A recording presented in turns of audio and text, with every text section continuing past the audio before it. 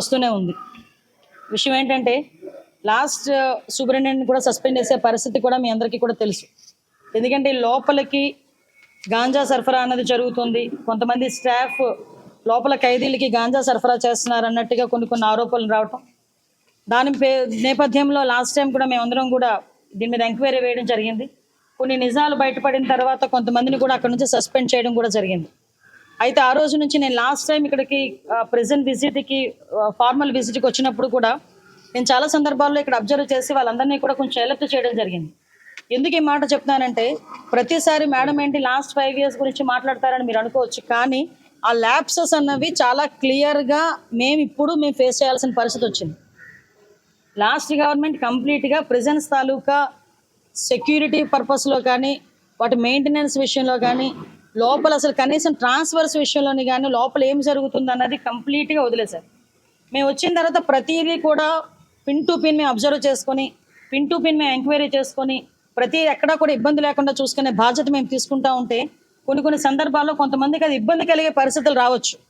ఆ ఇబ్బందులు ఎవరికి ఎన్ని ఇబ్బందులు కలిగినా కూడా సెక్యూరిటీ సేఫ్టీ అన్నది ముఖ్యం. కాబట్టి ద సేమ్ టైం లోపల ఎలాంటి ప్రిజనర్స్ మనం అనేసరికి లోపల ముద్దాయిలందరూ కూడా రకరకాల కేసుల్లో బయటకు వచ్చిన వాళ్ళు ఉంటారు. హత్య కేసుల్లో ఉంటారు, గొడవల్లో ఉంటారు, గాంజా కేసుల్లో ఉంటారు, రేప్ కేసెస్ ఉంటాయి, కొంతమంది లైఫ్ పడిన వాళ్ళు ఉంటారు. అంటే ఓవరాల్గా ప్రిజన్ అనేది చాలా కేర్గా చూసుకోవాల్సిన పరిస్థితి ఉన్నది. అటువంటి సిచ్యువేషన్స్లో మేము నిజంగా చాలా షాకింగ్ న్యూసెస్ ఏంటంటే సెల్ ఫోన్లు బయటపడినాయి. అంటే సెల్ ఫోన్లు కూడా వాళ్ళు యూజ్ చేసే పరిస్థితులు వచ్చినప్పుడు మేము కంపల్సరీగా ఎంక్వైరీ చేసుకోవాలి. ఎంక్వైరీలో ఎవరైనా తప్పు చేశారన్న సంగతి తెలిస్తే కనుక వాళ్ళని పనిష్మెంట్ ఇచ్చుకునే పరిస్థితి రావాలి. దీన్ని కూడా గవర్నమెంట్ ఇక్కడ ఉన్న ఎంప్లాయీస్ అందరూ కూడా దీన్ని కూడా అర్థం చేసుకొని ఫర్దర్గా కూడా వాళ్ళ వర్క్లు ప్రాపర్ వేలో వారు వర్క్ చేసుకునే పరిస్థితి రావాలి. ఎందుకని మేము చెప్తున్నామంటే ఇప్పుడు సెల్ ఫోన్స్ దొరికినాయి. ఆ సెల్ ఫోన్ నుంచి మేము ఆల్రెడీ ఎంక్వైరీ స్టార్ట్ చేసాం. సిడిఆర్ తీసుకుంటాం. ఐఎంఐ నెంబర్ నుంచి ఎక్కడి నుంచి ఏ సిమ్ ఇందులో యూజ్ చేశారు, ఏ నెంబర్ నుంచి వెళ్ళింది, ఏ నెంబర్ నుంచి లోకల్ నుంచి ఎన్ని కాల్స్ బయటకు వెళ్ళి ఎవరు అవతల వాళ్ళు మాట్లాడారు. సో ఇవన్నీ కూడా ఎంక్వైరీ చేసుకుంటాం. లోపల నుంచి బయట ఎవరితో మాట్లాడారో వాళ్ళు కూడా రేపొద్దున్న కోర్టు ముందు హాజరయ్యే పరిస్థితి వస్తుంది. వాళ్ళు కూడా తప్పు చేసిన వాళ్ళ పరిస్థితి వస్తుంది. అంటే ఇక్కడ లోకల్ ఇప్పుడు మనం లాస్ట్ టైం చూసాం, కొంతమంది రౌడీ షీటర్స్ లోపల ఉన్నారు. రౌడీ షీటర్స్ కూడా బయటికి వెళ్ళి లోపలికి వచ్చేటప్పుడు గాంజా తీసుకుని వచ్చే పరిస్థితులు కూడా కనిపించాయి. అంటే అటువంటి సందర్భాల్లో కూడా కొంతమంది పోలీసులు కూడా ఇబ్బందులు పడి వాళ్ళు కూడా సస్పెండ్ చేసే పరిస్థితులు కనిపించినాయి. అంటే ఇటువంటి సందర్భాల్లో ఇంకా విషయం ఏంటంటే కొన్ని సందర్భాల్లో ఎంత వరకు అంటే ఇది లోపల ఒక చిన్న ప్లాంట్ కూడా కనిపించింది, గాంజా ప్లాంట్ కూడా కనిపించింది.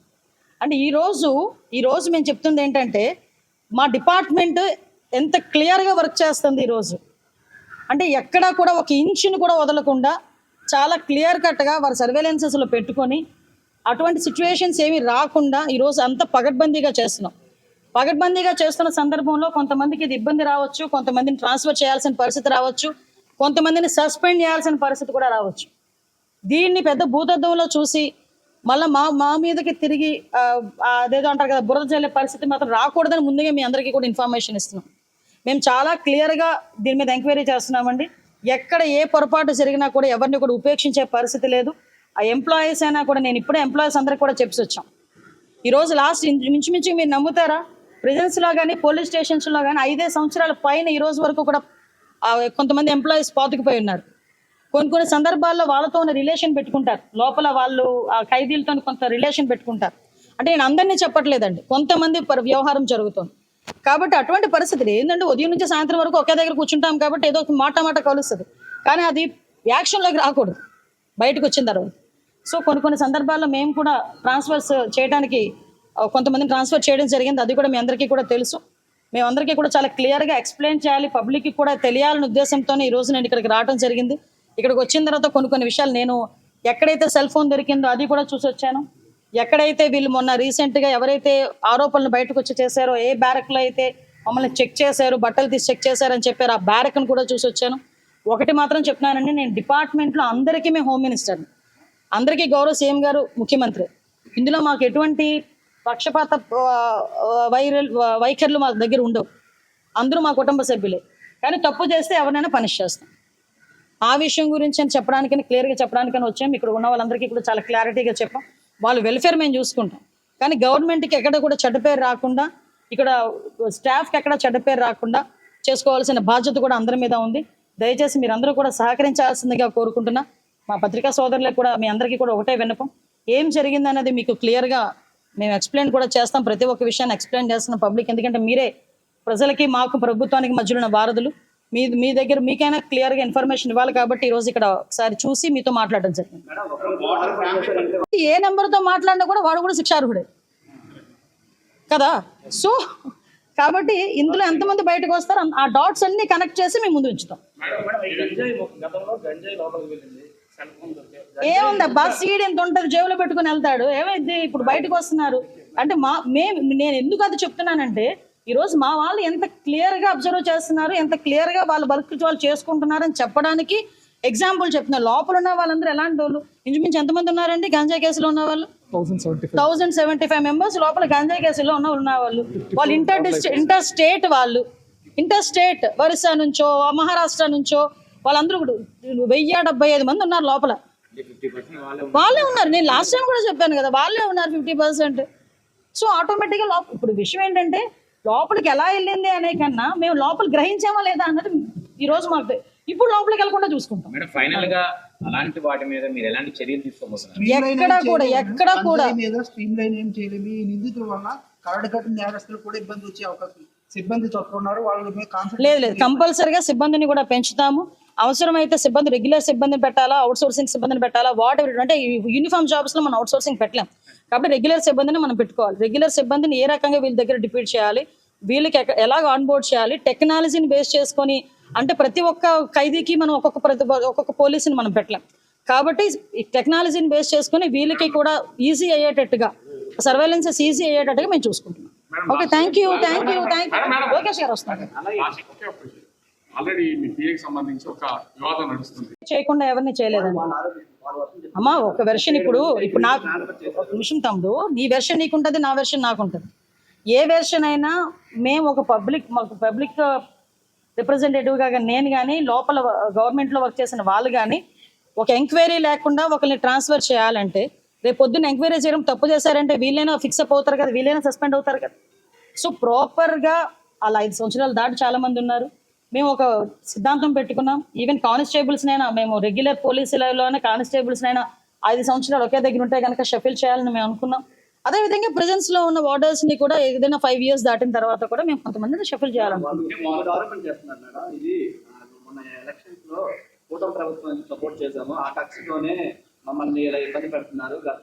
కూటమి ప్రభుత్వంలో సపోర్ట్ చేసిన వాళ్ళు ఓకే. నేను ఈరోజు కూటమి ప్రభుత్వం తాలూకా హోమ్ మినిస్టర్నే కదా, కూటమి ప్రభుత్వం తాలూకా సీఎంఏ కదా ఈరోజు ఉన్నారు, కూటమి ప్రభుత్వం తాలూకా డిప్యూటీ సీఎంఏ కదా ఈరోజు ఉన్నారు. నేను అది కాదండి, నేనేమంటున్నానంటే ఈరోజు మేము ఎవరిని సస్పెండ్ చేయలేదే, ట్రాన్స్ఫర్ చేశారు. ట్రాన్స్ఫర్ కూడా ఇప్పుడు కొంతమంది మన పరిస్థితి ఏంటంటే అదే చెప్తాను. యూనిఫామ్ సర్వీస్లో మనం ఉంటాం. యూనిఫామ్ సర్వీస్లో ఉండేటప్పుడు ఎప్పుడు కూడా ఈవెన్ ఒక గవర్నమెంట్ ఎంప్లాయీ బంద్ ఏర్పాటు చేశారండి. గవర్నమెంట్ ఎంప్లాయీ ఆఫీస్కి వచ్చి సంతకం పెడతాడా పెట్టడా? బందుల్లో కానీ ధర్నాల్లో కానీ గవర్నమెంట్ ఎంప్లాయీ అనేవాడు ఎప్పుడు ఒకటి పార్టిసిపేట్ చేయకూడదు, ఇది రూల్.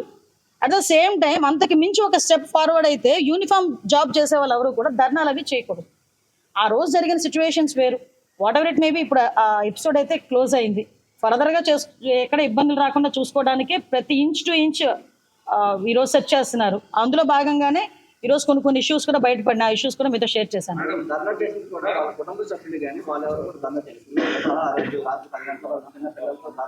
అమ్మ, వాళ్ళ ఎవరికి కూడా అన్యాయం జరగదు.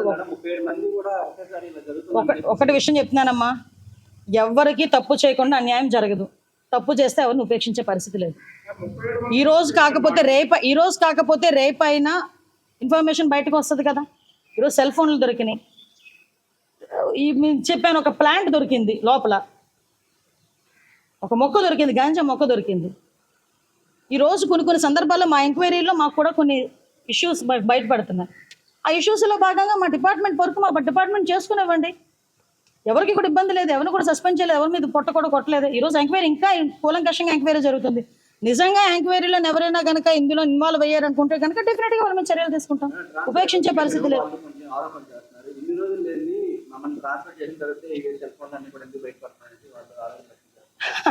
ఇప్పుడు సూపరింటెండెంట్ మారారు, లాస్ట్ సూపరింటెండెంట్ సస్పెండ్ అయ్యారు. ఆ సంగతి మీకు తెలుసా?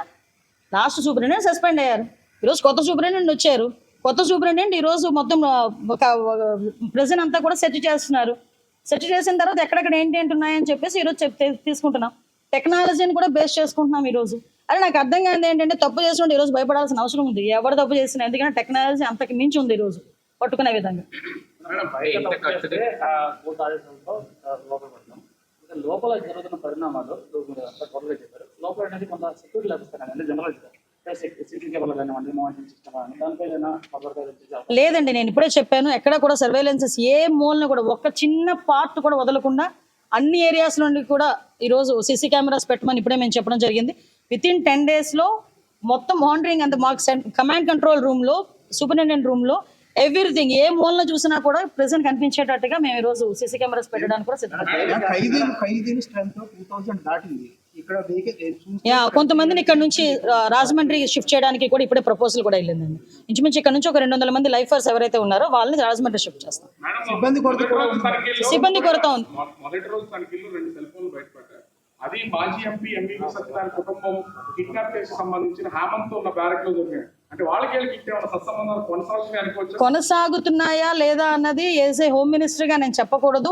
ఒక ఎంక్వైరీ రిపోర్ట్ బయటకు వచ్చిన తర్వాత మాత్రం డిఫరెంట్ గా చెప్తాను. ఎందుకంటే ఈ రోజు అవి తెలిసిన తర్వాత వాళ్ళందరినీ కూడా తీసుకెళ్లి వేరే చోటకి షిఫ్ట్ చేసి వాళ్ళందరికీ కూడా పగడ్బందీగా సెక్యూరిటీ వేరేగా ఈరోజు అరేంజ్ చేయడం జరిగింది వాళ్ళందరినీ కూడా. నేనేమంటానంటే, ఇప్పుడు ఎవరు మాట్లాడారు, ఎవరితో మాట్లాడారు మొత్తం బయటకు వస్తాయి. ఎందుకు కంగారు? కానీ మీరు హోమ్ మినిస్టర్ గా బాధ్యత చేపట్టిన వెంటనే ఎంబీబీ కేసు మొత్తం తిరగదవుతున్నారు. కానీ అది కేవలం స్టేట్మెంట్ మాత్రమే. అంటే ఇప్పుడు నేను రోజువారీ టిక్ పెట్టి మీకు చెప్పాలా, ఇది నేను చేశాను, ఇది నేను చేశానని? కొన్ని పోలీస్ డిపార్ట్మెంట్ కానీ గవర్నమెంట్ కానీ చేసే ఇన్వెస్టిగేషన్స్లో కానీ లేకపోతే మేము చేసుకునే ఎంక్వైరీలో కానీ ఒక గోప్యత అనేది అవసరం. ఎప్పుడు బయటకు వస్తుంది? అదంతా ఫ్లేర్ అప్ అయినప్పుడు బయటకు వస్తుంది. ఇప్పుడు మీరు చెప్పినట్టే నేను ప్రతిరోజు బయటకు వచ్చి నేను ఇది చేశాను, అది చేశానంటే అవతల వాళ్ళు ఎలా తవరా? మాకున్న పరిధులు కూడా మాకుంటాయి. దయచేసి ఆ పరిధుల్లో కూడా మమ్మల్ని ఉండేవండి. దానివల్ల అదే కదమ్మా ఇప్పుడు ఎంక్వైరీ చేస్తున్నాం. ఈరోజు సెక్యూరిటీ మేము దాయాలి అనుకుంటే సెల్ ఫోన్ దొరికిందని బయటికి మీకు ఎలా వస్తుంది చెప్పండి? మేము ఈరోజు బయట పెడుతున్నాం. ఇలా కొన్ని ల్యాప్సెస్ ఉన్నాయి. అది ఏ గవర్నమెంట్ ల్యాప్సెస్ అన్నది ఇప్పుడు మనం చెప్పుకున్నా కూడా వేస్ట్, అది అనవసరం, ప్రతి ఒక్కరికి తెలిసింది.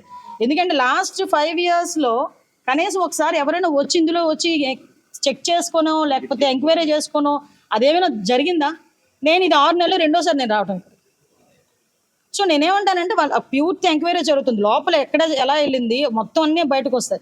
ఎందుకంటే టెక్నాలజీని తప్పించుకుని ఇప్పుడు ఎవడేం చేయలేడు. ఈరోజు సెల్ ఫోన్ అంటే EMI నెంబర్ ఉంటుంది. EMI నెంబర్ బేస్ చేసుకుని మీరు అందులో ఏ సిమ్ కార్డ్ వేసారు, ఏ నెంబర్స్ వచ్చినాయి అన్నది ఆల్రెడీ ట్రేస్ అయింది. ఆ నెంబర్స్ నుంచి ఏ నెంబర్కి వెళ్ళింది అన్నది చెప్పడం అంతసేపు 5 నిమిషాల పని మాకు. అవన్నీ కూడా మేము అందరినీ ఏదో ఒక రోజు కంపల్సరీ మీ ముందు నుంచి చెప్పండి సార్. చాలా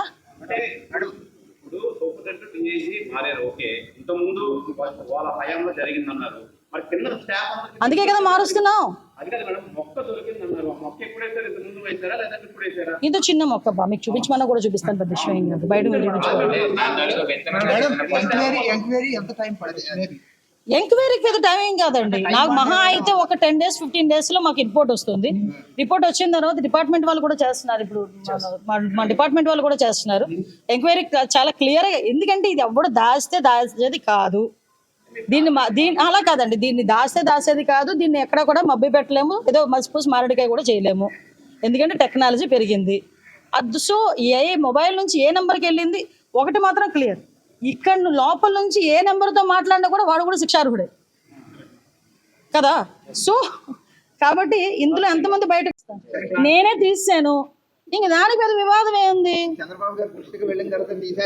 అయ్యా రామచంద్ర మీకు నేను తీసి 10 రోజులు అయింది, మీకు నన్ను తెలిసింది.